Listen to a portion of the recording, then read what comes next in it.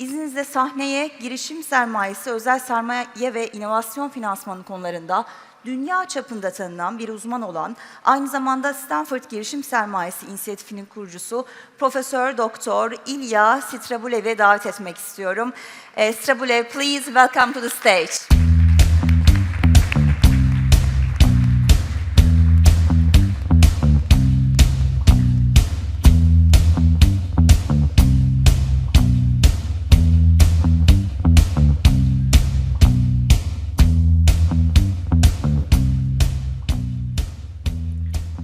Hello everybody, thanks so much for inviting me. Let me start by showing you a photograph that always impresses my audience.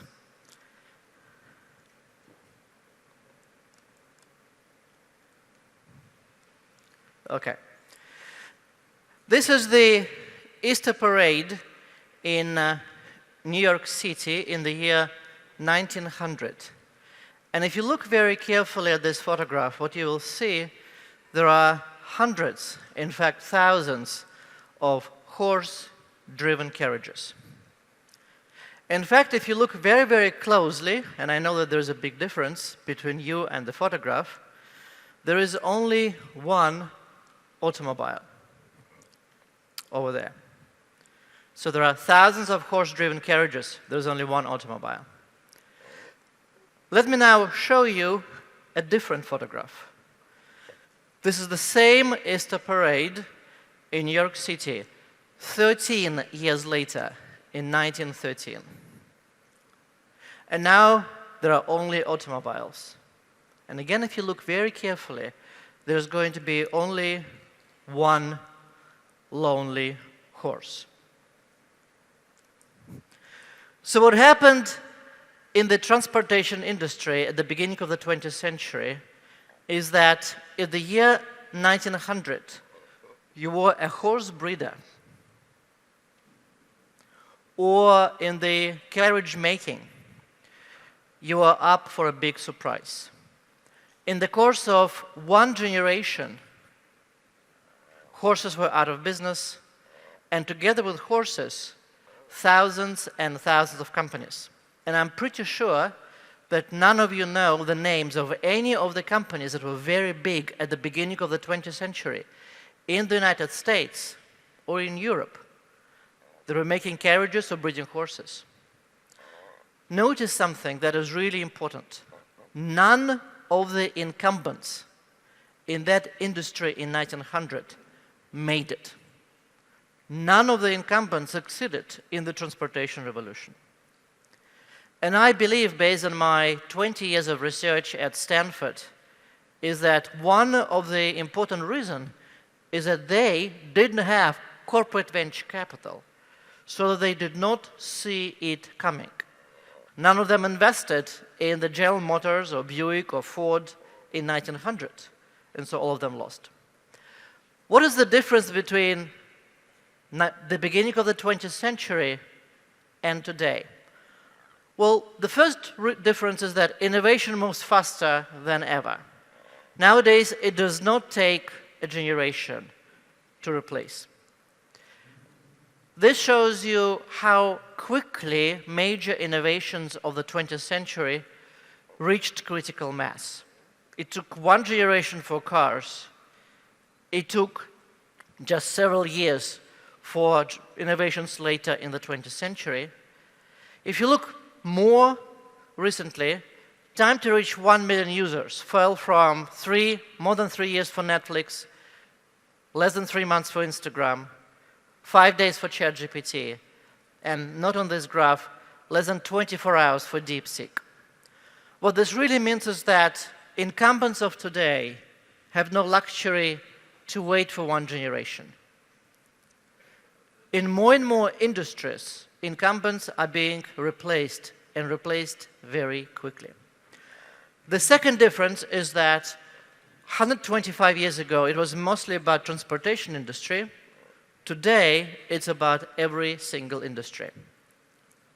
One example from my own experience. So I've been teaching at Stanford for 20 years, and the most popular class I teach is venture capital. that is being taken by thousands of students who would like to become entrepreneurs. So more than 500 of my students became founders of venture-backed companies, including dozens of unicorns. And 20 years ago, they would all go in a specific industry, for example, software. Nowadays, they would go into every single industry imaginable, from agriculture to mining, to defense, to robotics. So nowadays, innovation moves faster and much broader. Now, what is behind this biggest change in our generation? There's going to lead to a lot of disruption in the next 20 years. One big change is the venture capital industry. If you look at the United States, then the most top companies in the United States today were created because of the venture capital industry. Had there been no venture capital in the United States, all these companies that are changing our life, from Apple to Microsoft to Amazon to Alphabet, would not have existed. So you've never heard about the French Google or Italian Alphabet, and the reason is because none of these developed countries have, or until recently had, the venture capital industry. So in fact, what my team at Stanford did is that they took every single company that went public in the United States in the last 50 years. And it turns out to be that every second company was primarily backed by venture capital prior to its going public. And moreover, out of each dollar spent on research and development, which is the major impetus, the major engine for growth, private growth, 92 cents is spent by companies that used to be venture-backed. And so the idea here is that unless you develop a very effective, very global, very scalable venture capital industry in your country, in your region, you'll be falling behind, especially in the world of today. The world that is now driven more and more by AI. My team at Stanford is following every single unicorn. This is the map of US-based unicorns of 2024, and about half of them are AI first. Some of those companies will fail, but some of these companies are going to be the next trillion or $5 trillion companies that are going to change our world once again. All of them, without single exception, are funded by venture capitalists. So what should incumbents do? And I've been working a lot with the leading companies around the world, trying to think with the chairman and the owners and the CEOs of the companies how they can meet the disruption face to face, and at the same time how they can use these opportunities. And there are three solutions. One is improving internal innovation and make sure that internally you can meet disruption. Another solution is to acquire innovation. In the United States, a lot of large companies of today buying venture-backed companies and trying to integrate them. And then there's a corporate venture capital, and my team has been studying every single corporate venture unit in the United States, but also around the world, about how they can make decisions better. And some CVCs are extremely successful, others are not. So the best strategy that large companies, including in Turkey, should do is try to mimic venture capitalists, and try to do this by building the pyramid of innovation beds. So here's how you can think about this. Think about this pyramid where you have the core, that is now your current business. You have adjacent, which is the marginal innovation. And then at the very top, you have new, you have disrupt, something that is completely different. Let me give you an example. Amazon. Every single day you go on Amazon website, you are a guinea pig because there's going to be some minor innovation, what we call A/B tests. Then, in the main e-commerce business, there are all the projects that is adjacent innovation. So Amazon is building a factory of about 1,200 innovations every year.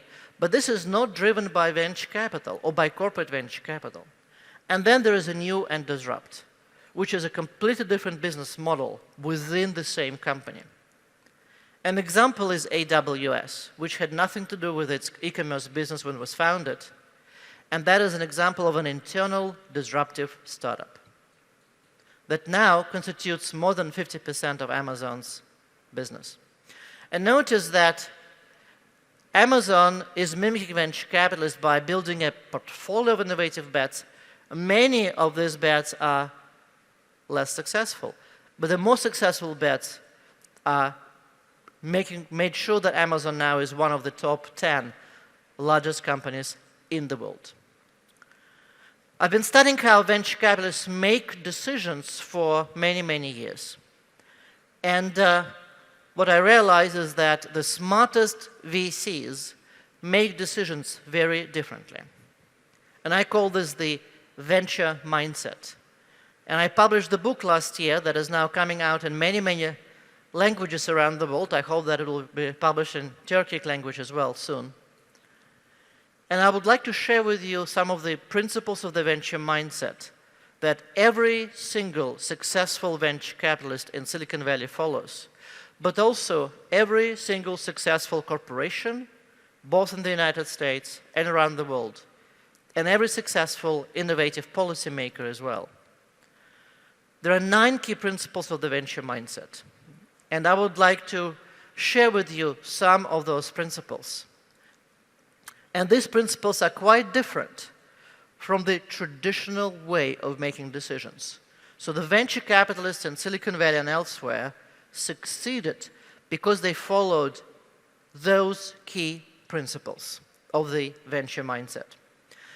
The first principle, that is using the American baseball analogy, home runs matter, and home run means a huge success. Strikeouts don't. Failures don't matter. If you look at the traditional business, the goal of traditional businesses is trying to minimize failure. If you look at venture capitalists, their goal is to maximize the probability that some of their portfolio companies become a huge outlier, a huge success. Let me show you statistics based on every single venture-backed company and every single venture fund that we study. This is the typical venture fund.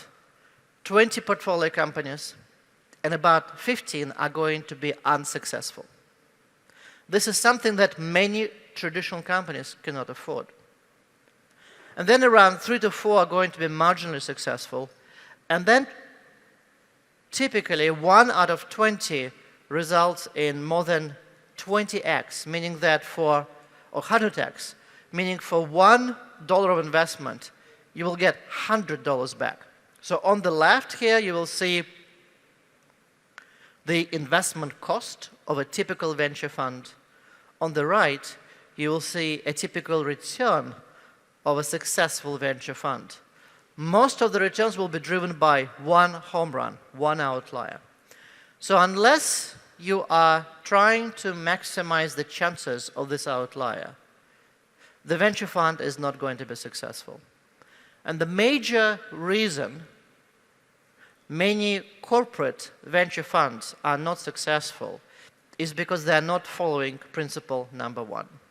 So in my research that covers about 1,200 corporate venture funds, those that follow this principle are much more likely to be successful. Let me give you a couple of quotes from well-known venture capitalists, my friends. So Alex Rampell, who is the partner at Andreessen Horowitz, and he is now in charge of their $25 billion AI fund, says errors of omission are much bigger than errors of commission, meaning that VCs that did not invest in a successful startup, that is a much bigger problem than if you invest in something that doesn't work out. Or Bill Gurley, who is a partner at Benchmark, another major venture firm, told my students in my class, if you invest in something that doesn't work, you lose only 1x your money. But if you miss Google, you lose 10,000x your money. So venture capitalists have sleepless nights, but not because they invested in something that failed, That's because they're worried that about not investing in something that will be the next Google.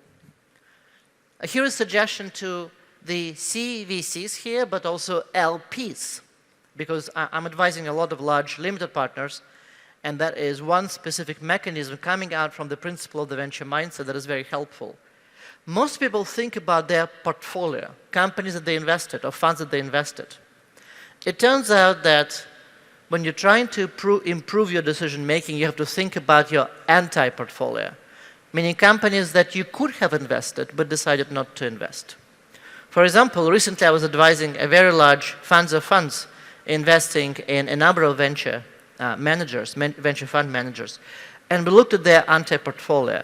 So those funds that they could have invested, that reached the investment committee level, but they decided not to invest.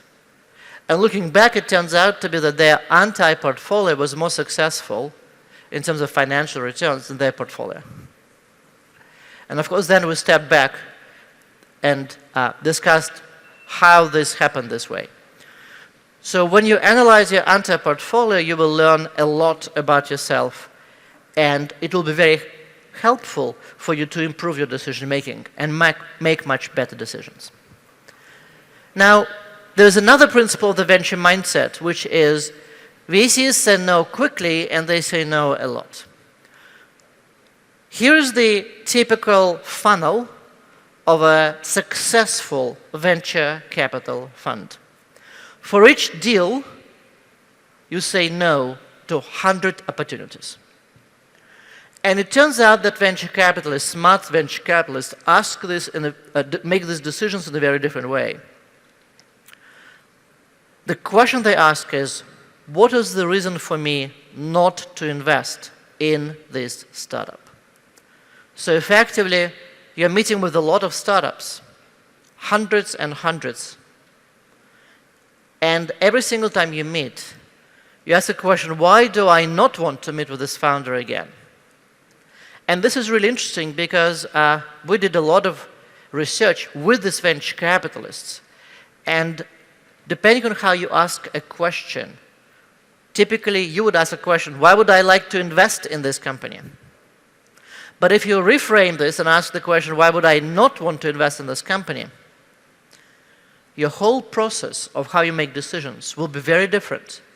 And this works much, much better in the world of disruptive startups. So it turns out to be that all the successful VCs in the Valley are going through this exactly process of saying no in a very specific way.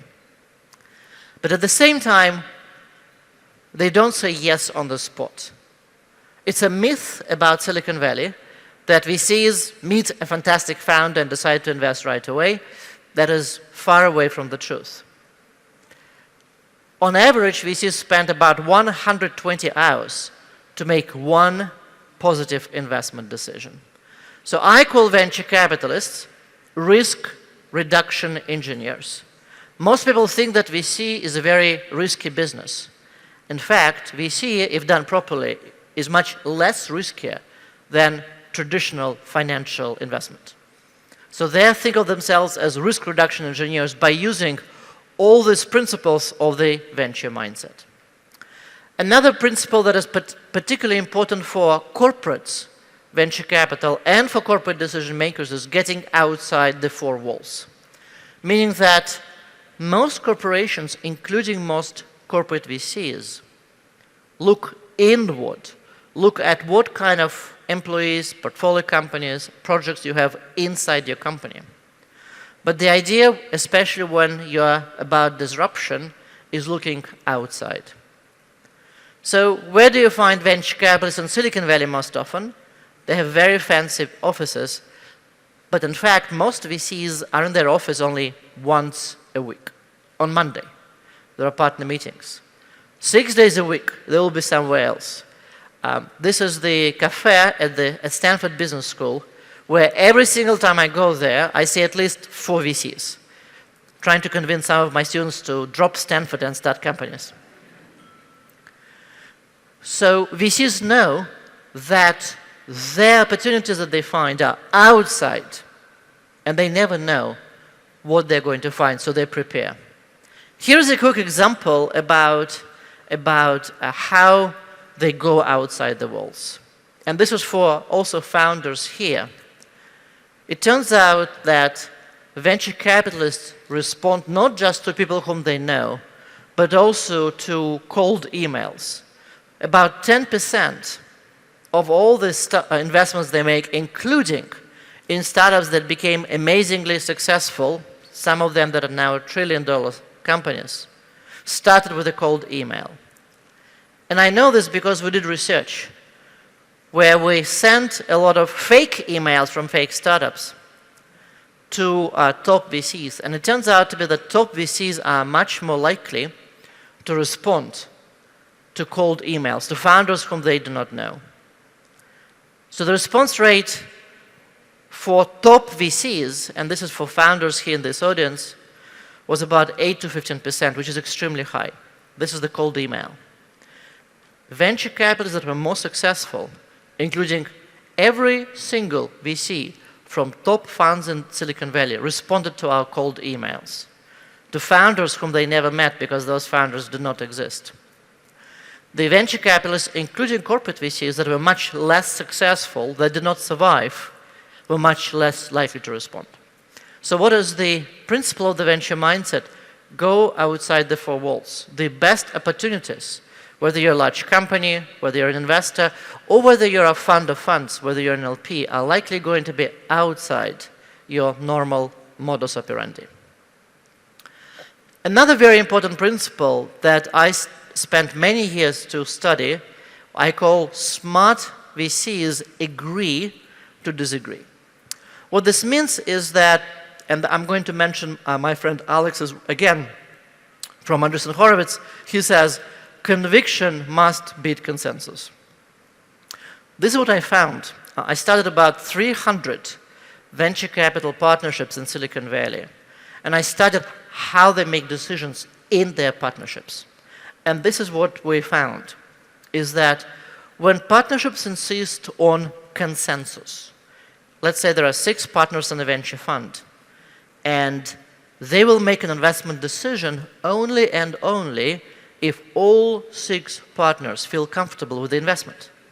Or maybe they're going to vote, and only if the majority, let's say 5 out of 6, are going to vote in favor, they will proceed. These venture capital partnerships are the least successful. Because if you would like to find outliers, it's about conviction of one of your partners.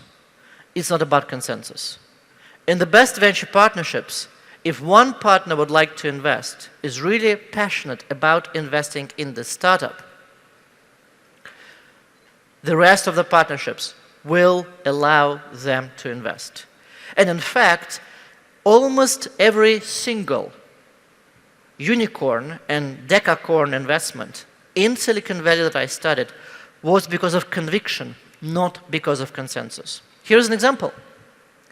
Some 15 years ago, Reid Hoffman, a very well-known venture capitalist, came to his partners at a venture capital firm called Greylock and told them, guys, I've just met an amazing startup where you can allow strangers to sleep on a couch in your living room and get paid overnight.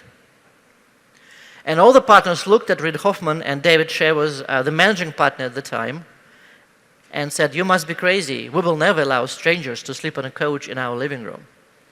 And everybody voted against investing in the startup. But because Greylock was about conviction rather than consensus, they allowed Reid Hoffman to invest. In fact, his boss, his managing partner, told Reid Hoffman, look, every VC needs to have a deal they can fail on, and this is going to be your deal. And that became the single most successful deal Greylock ever done in its history, because they invested $500,000 at the valuation of $1.5 million in Airbnb. But they invested because conviction was beat consensus. And in every single case I studied, hundreds of companies such as Airbnb, the most successful VC-backed companies on the planet, in every single case it was about conviction. So smart VCs agrees to disagree, in my experience, with corporate venture capital and with corporations. This is one of the single biggest problems. Because in traditional decision-making, consensus makes all the sense. In the world of disruption, in the world of venture capital startups, you have to build mechanisms to avoid consensus. And in the book, I give a lot of specific paths to how to implement that based on the research and based on the experience of the best venture capitalists. Let me give you one example of how smart VCs, including the ones that I mentioned, Greylock, Andreessen Horowitz, Benchmark, are doing this. Before every single Monday where partners meet, they require every single person working in the venture firm to provide anonymous feedback, so that about every single potential investment. So when this feedback comes, whether you like or don't like the investment and why not, nobody knows that maybe it came from the founder of the firm or from the most junior analyst. And it turns out that this very simple mechanism, very simple to implement, leads to much more efficient decisions. Another principle that is very important, particularly for large companies, is what I call double down or quit. It turns out that venture capital is very similar to playing poker. If there are experts in poker here, you're also likely to be very successful venture capitalists. There are a lot of venture capitalists who are poker champions. That is because in poker, you make decision after decision when a little bit more information is revealed. An average unicorn in the United States raises 7 rounds of venture funding. And in every single round, the venture capital fund has to make a decision whether to invest again or not. And the reason why the venture capital industry in the United States is so successful, and the reason why they are risk reduction engineers, is because they start by very small investments, and then they use specific mechanisms to ensure that they invest again and again and again in the most successful startups. And this is what I call double down or quit. They invest a very small amount of money in a lot of startups, including a lot of unsuccessful startups, but then they quit when they see there's no progress. One of the single biggest challenges when I work with the CEOs of large companies, one of the single biggest challenge of large companies that it's very difficult to quit a project that is not successful. There are so many projects that you start by investing maybe tens of millions of dollars, and then you end up investing billions of dollars, even though it was the right decision to quit much earlier. And turns out to be that venture capitalists, because for them that is the matter of life or death, came up with very specific ways, very specific mechanisms of how to quit in the best possible way and to free up resources to bet on the best possible companies. So the reason why the most successful VCs in Silicon Valley but also elsewhere are successful, not because they're in fact making smart investments early on, that is because they quit in the smart way and they know how to do it.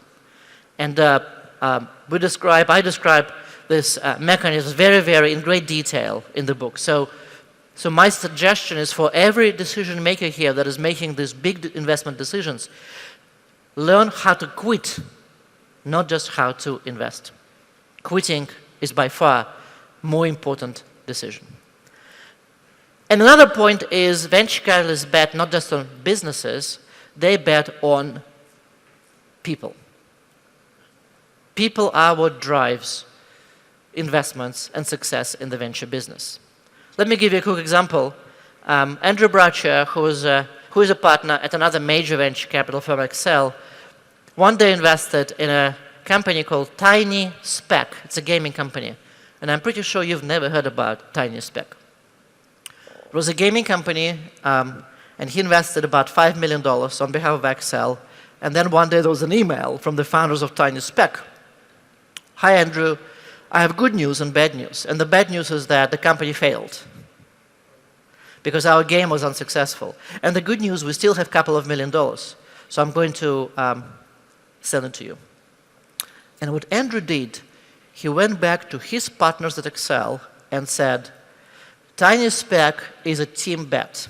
They failed with one another, they meaning founders, succeeded with one another and everything in between, and he convinced his partners not to take the money back because it was a founder bet. So he went back to founders and said, look, you have pivot. You need to pivot to, you still have $2 million of my money, and try to come up with something new. And the founders thought about, well, let's come up with something new. And to develop this unsuccessful, failed game, they had to come up with a lot of ways for the team, for the developing team, to work together. And they decided, that's a very interesting tool that we came up with. Maybe others are going to use this tool. And this is how another company from Silicon Valley was born. And you might have heard about it. It's called Slack. And that became one of the Excel's most amazing investments ever. So betting on teams, it pays off. And as a result, that is why founders from top universities in the US, for example, are ranked very highly as unicorn founders. This is my ranking of unicorns, of universities by unicorn founders. That is because the networks and the education matters dramatically. So 122 founders of US-based unicorns graduated from Stanford College. But also professional experience matters greatly. For example, 105 unicorn founders worked at Google before they became founders of unicorns. And some companies are particularly famous for producing a lot of unicorn founders. And my team studied every single unicorn very, very carefully. So we produce every quarter what we call the unicorn report that studies all these unicorns in great detail, all the founders, but also all the investors. And now a lot of venture investors, founders, but also LPs, those that select fund managers, use this unicorn report. So let me stop here. My final recommendation to you is try to follow the venture mindset. I believe that specifically in this era of disruption that is coming, there's a great opportunity for companies and regions in emerging countries, including Turkey, is to not just catch up, but get ahead of other companies in other regions or other regions, to get really ahead and to become the innovation hubs in the region and also globally. Thank you.